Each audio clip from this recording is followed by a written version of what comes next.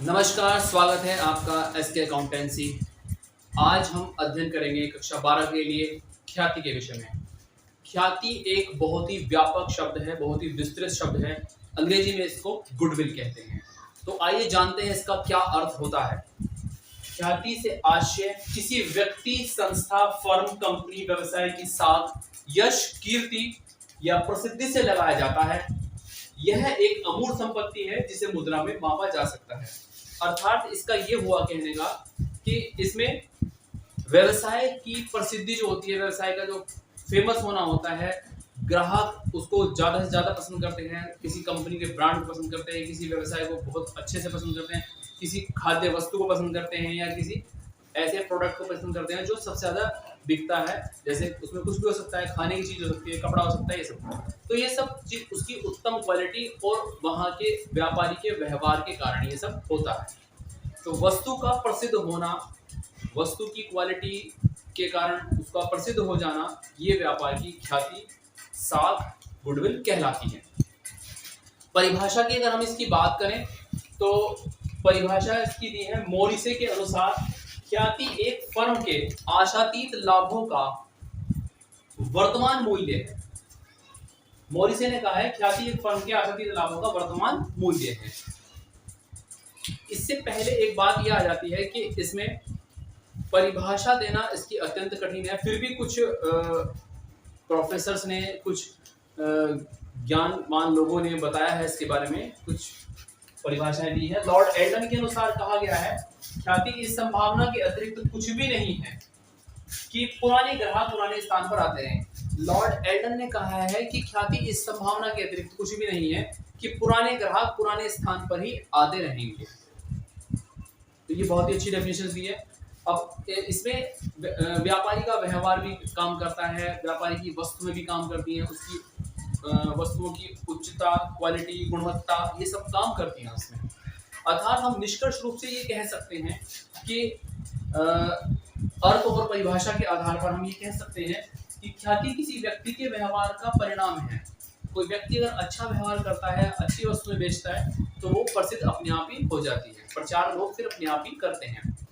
तो इसमें आगे देखते हैं इसकी विशेषताओं की अगर हम इसकी बात करें तो ख्याति एक स्थायी संपत्ति है, ये फिक्स एसेट्स कहलाती है। दूसरा, यह एक अमूर्त संपत्ति है। अमूर्त संपत्ति से मीन्स हुआ ये इंटेंजिबल एसेट्स है, अर्थात अदृश्य है। जैसा कि तीसरे हेडिंग में लिखा है, तीसरे पॉइंट में लिखा है, ख्याति एक अदृश्य संपत्ति, इसको देखा नहीं जा सकता, इसको छुआ नहीं जा सकता, बस सिर्फ इसको महसूस किया जा सकता है कि हाँ अमुक कंपनी अच्छी चल रही है, अमुक कंपनी का व्यवसाय बहुत बढ़िया चल रहा है। इस तरह से यह लाभ कमाने में सहायक होती है। किसी भी कंपनी का नाम लेकर, ब्रांड का नाम लेकर हम वस्तुओं को अच्छी प्रकार से बेच सकते हैं, उसको, उस नाम को उसकी गुणवत्ता के आधार पर भुना सकते हैं।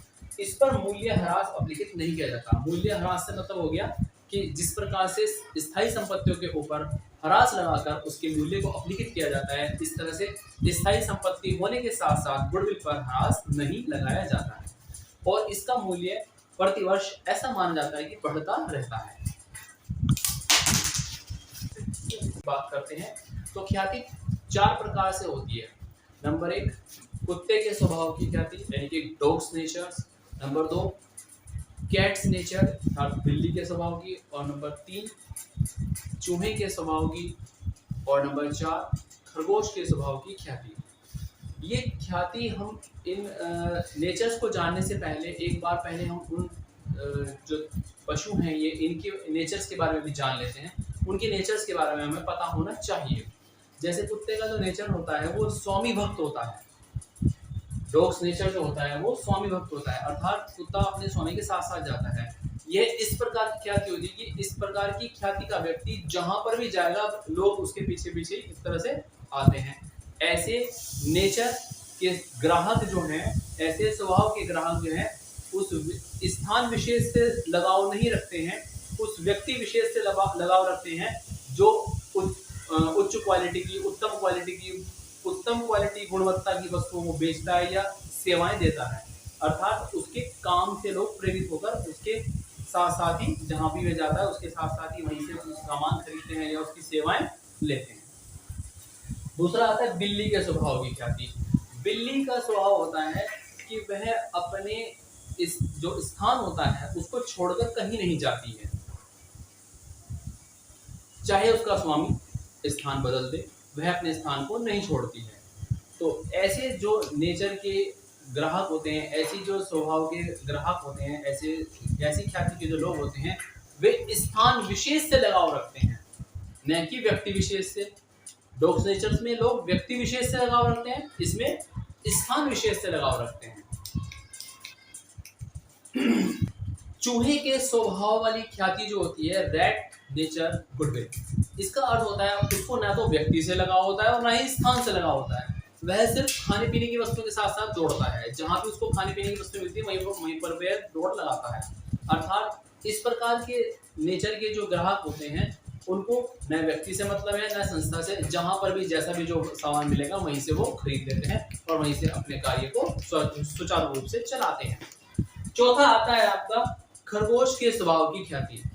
जिस प्रकार से खरगोश का स्वभाव होता है इधर उधर दौड़ लगाना, खाने पीने की वस्तुओं के लिए जाना, एक निश्चित स्थान रखना, या अपने जिस स्थान पर वो रहता है वहीं पर से वो अपने खाने पीने का अरेंजमेंट करता है। ऐसी प्रकृति के जो ग्राहक होते हैं, ऐसे स्वभाव के जो ग्राहक होते हैं, वो अधिक दूर जाना पसंद नहीं करते हैं। वो अपने आसपास के क्षेत्र से, गली मोहल्ले की जो दुकानें होती है वहीं से सामान खरीदना पसंद करते हैं और वहीं से अपनी वस्तुओं को खरीद कर उसका प्रयोग करते हैं। तो ये हमने पढ़ा है इसमें ख्याति का अर्थ। ख्याति के अर्थ से आशय किसी व्यक्ति, संस्था, फर्म, कंपनी, व्यवसाय की साख या प्रसिद्धि की कीर्ति से लगाया जाता है। यह स्थायी संपत्ति होती है, अमूर्त संपत्ति होती है, जिसे मुद्रा में मापा जा सकता है, इसको मुद्रा में काउंट किया जा सकता है। ठीक है, तो विशेषताएं और ख्याति के नेचर अर्थात स्वभाव या प्रकृति के बारे में हमने बात की है।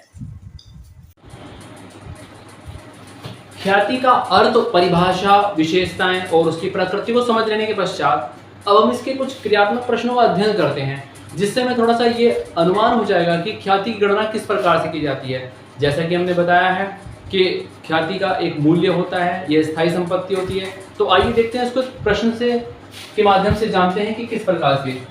गत 5 वर्षों के औसत लाभ पर 3 वर्षों के क्रय मूल्य पर ख्याति की गणना कीजिए। यहाँ पर आपको 5 वर्षों का लाभ दिया हुआ है। पहले साल 25,000, दूसरे साल 20,000, तीसरे साल 30,000 और चौथे वर्ष 15,000 और पांचवें वर्ष 35,000। तो यहाँ पर हमें इसकी गुडविल की कैलकुलेशन करनी है। गुडविल की कैलकुलेशन करने के लिए क्या करेंगे? Calculation of goodwill. इसके लिए हम पहले इसके फॉर्मूले के बारे में जान लेते हैं कि गुडविल का फॉर्मूला क्या होता है। गुडविल का जो फॉर्मूला होता है, गुडविल बराबर एवरेज प्रॉफिट, गुडविल बराबर average profit Guna number of purchasing year, number of purchasing year. इसका मतलब ये हो गया कि ख्याति की गणना करने के लिए जो हमारे पास सूत्र है वो average profit Guna number of purchasing year. अब यहाँ पर आपको एवरेज प्रॉफिट भी कैलकुलेट करना होगा।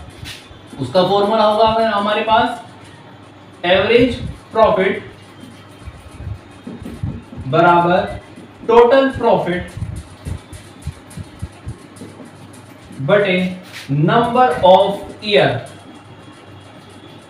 अर्थात इन सभी वर्षों को जोड़कर एवरेज निकालते हैं इसको। 25,000 ये यहीं पे जोड़ लेते हैं, इसको यहीं पे जोड़ लीजिएगा। 5 5 10 5 15, 5 का हासिल लगा 1, 2 और 2 4 और 1 5 3 8 11 12 13 125, 1,25,000 पे ये टोटल आता है हमारा 1,25,000। तो एवरेज प्रॉफिट निकाल देंगे इसका। एवरेज प्रॉफिट हो जाएगा हमारा, एवरेज प्रॉफिट, टोटल प्रॉफिट हुआ हमारा 1,25,000 बटे 5 से इसको नंबर ऑफ ईयर्स 1 2 3 4 5 वर्षों का ये लाभ दिया गया है, तो उसको 5 से डिवाइड कर देंगे। ये आ जाएगा आपका 5 दूनी 10 और 5 पंजे 25, 25,000। एवरेज प्रॉफिट हमारे पास 25,000 आ गया है। तो अब गुडविल की कैलकुलेशन कर देंगे। गुडविल बराबर हो जाएगा हमारा 25,000 गुना नंबर ऑफ परचेजिंग ईयर्स, ये यहाँ पर दिया है इसने 3 वर्षों के क्रय के आधार पर नंबर ऑफ परचेजिंग ईयर्स गुना कर दीजिएगा इसकी 3 से, जो हो गया आपका 75,000। तो टोटल गुडविल जो होगी आपकी ये 75,000 हो जाती है। यहाँ पर फॉर्मूले में जो दिया गया है नंबर ऑफ परचेजिंग ईयर, ये आपको स्पष्ट रूप से दिया होगा 3 वर्षों के क्रय के आधार पर, तो उसकी गुना 3 से कर देंगे। यदि 2 वर्षों के क्रय के आधार पर दिया है तो 2 से गुना कर देंगे, और 4 दिया है तो 4 से गुना कर देंगे। ये औसत लाभ विधि के अनुसार हमने ख्याति की गणना की है।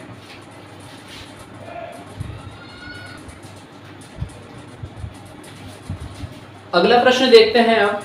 इसमें आपको अधिलाभ विधि से यानी कि सुपर प्रॉफिट मेथड से ख्याति की गणना करनी है। इसमें हमें कुछ समंक दिए गए हैं। समंक क्या है हमारे? कैपिटल ऑफ द फर्म, पूरी फर्म की पूंजी जो दी गई है वो 1 लाख दी हुई है। प्रॉफिट रेट, ये नॉर्मल प्रॉफिट रेट भी कह सकते हैं इसको आप, नॉर्मल प्रॉफिट रेट दिया है वो 8% है। एक्चुअल एवरेज प्रॉफिट 20,000 है। तो यहाँ पर अधिलाभ विधि से ख्याति की 2 वर्षों के क्रय मूल्य के आधार पर गणना करनी है। तो यहाँ पर देखिएगा, सबसे पहले हम जो है यहाँ पर normal rate of profit of rate निकालेंगे। नॉर्मल, इसका फॉर्मूला होगा गुडविल का, गुडविल बराबर सुपर प्रॉफिट, सुपर